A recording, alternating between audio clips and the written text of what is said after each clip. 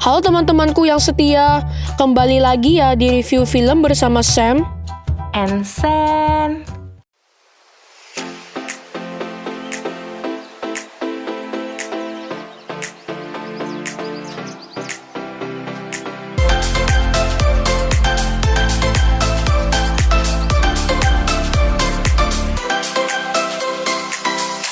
Di review sebelumnya, liburan Mr. Bean hancur berantakan. Dia ninggalin tasnya, paspor, tiket kereta, bahkan dompetnya. Dia juga harus antar anak kecil yang kepisah sama ayahnya. Waktu udah dapat uang dari ngamen untuk beli tiket ke Cannes, ada aja kejadiannya sampai dia harus berurusan sama ayah dan terkunci di dalam kotak di pinggir jalan. Karena frustasi, dia mau tabrakin diri ke mobil. Apakah Mr. Bean berhasil? Kita lanjutin ceritanya ya. Mr. Bean berhasil bebas dari kotak itu berkat tabrakin diri ke mobil. Fuh, bikin tegang aja nih Mr. Bean. Lalu dia mutusin untuk jalan kaki sampai mendaki bukit. Tahu-tahu dia udah ketiduran aja dan bangun di sebuah desa yang tenang dan indah.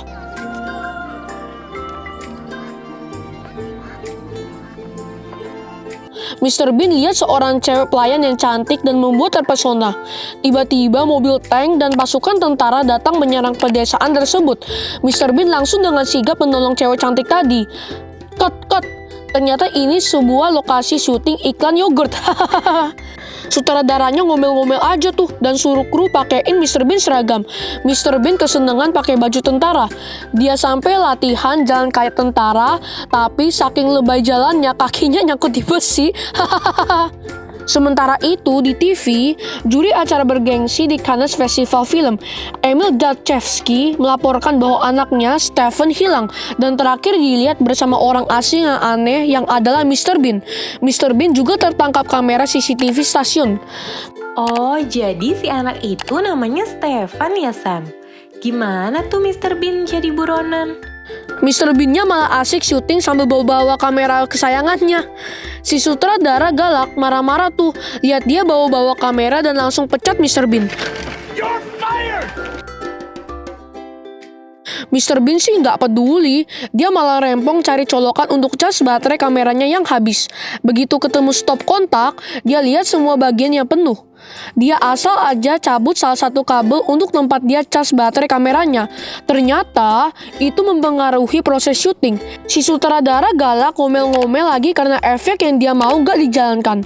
Dia omelin kru dan coba jalankan sendiri efeknya tepat saat Mr. Bean sudah kembalikan colokannya. Duar! Kekacauan terjadi sampai harus didatangkan ambulans. Parah banget nih Mr. Bean mengacaukan tempat syuting sampai meledak begitu.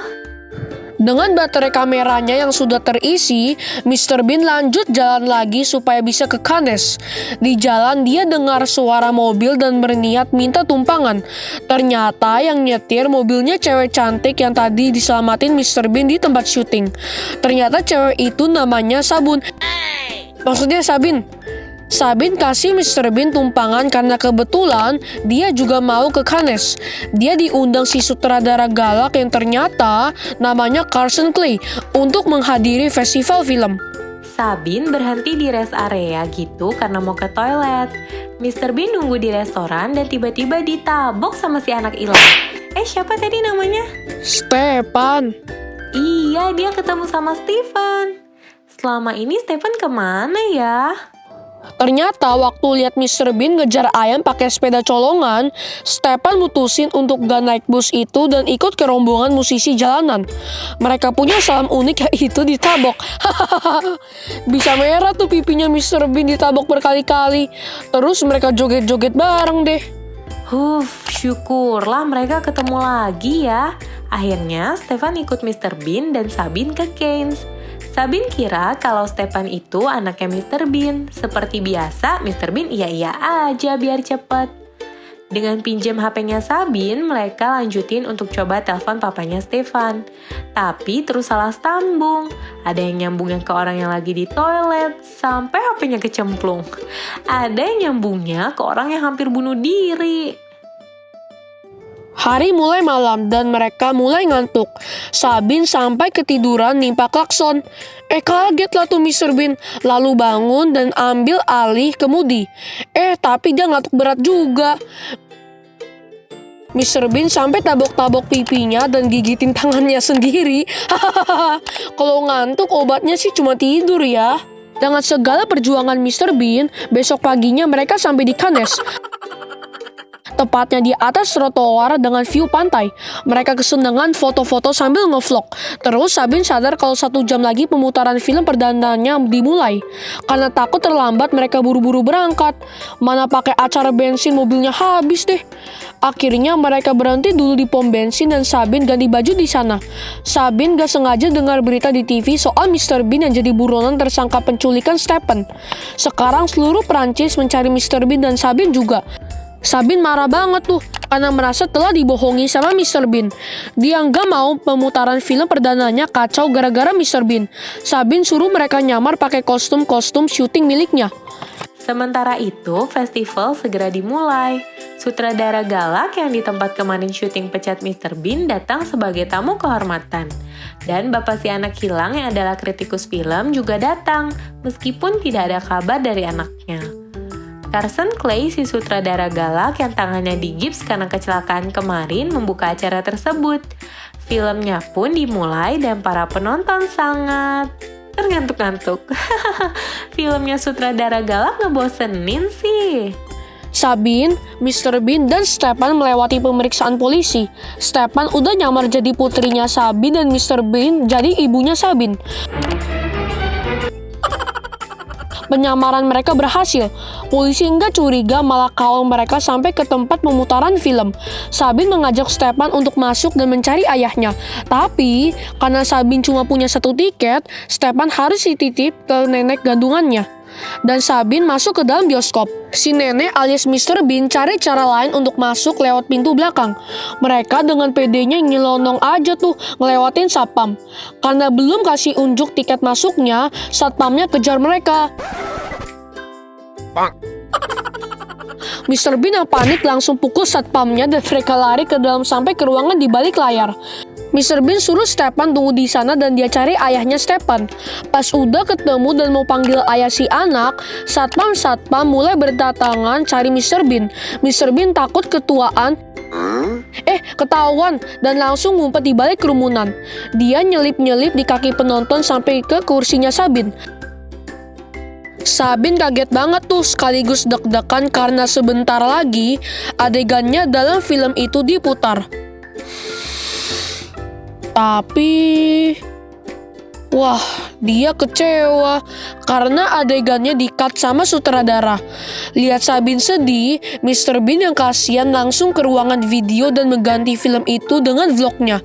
Mr. Bean putar semua adegan yang ada Sabinnya. Sabin senang banget, tapi Carson si sutradara galak marah besar dan langsung samperin di ruangan video.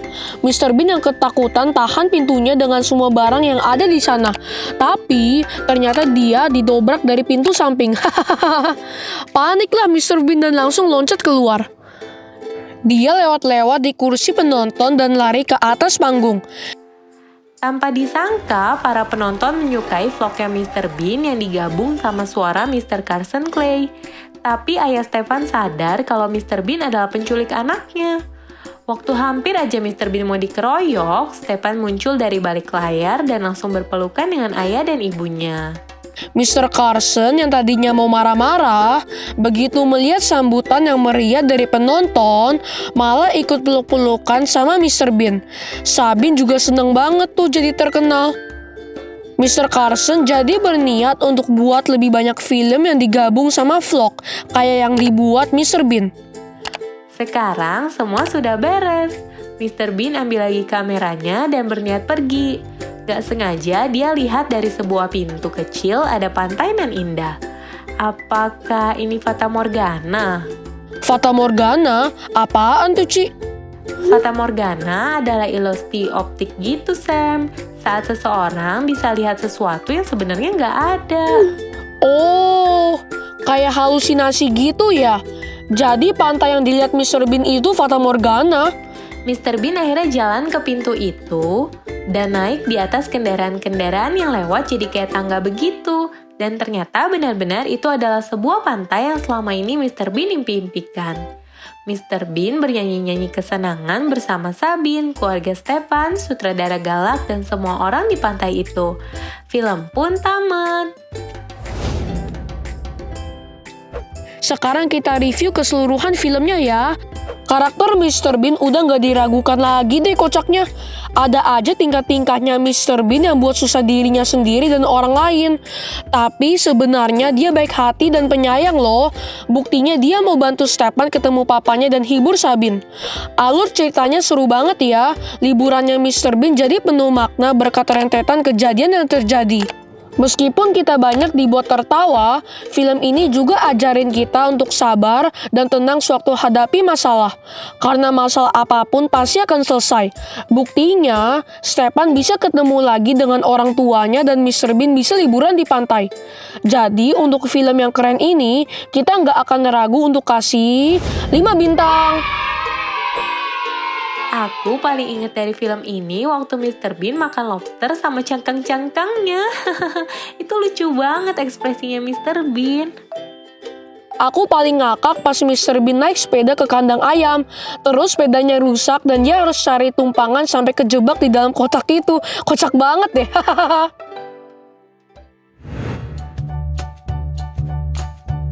Gimana, seru kan? Sayangnya sampai di sini dulu ya review film bersama Sam and Sen kali ini. Teman-teman yang keren juga bisa kasih tahu kita ya rekomendasi film kece apalagi yang bisa kita review. Bisa diinfo di kolom komentar dan pasti kita akan review sesuai permintaan kalian. Kalau begitu sampai ketemu di review film selanjutnya ya teman-teman. Bye-bye.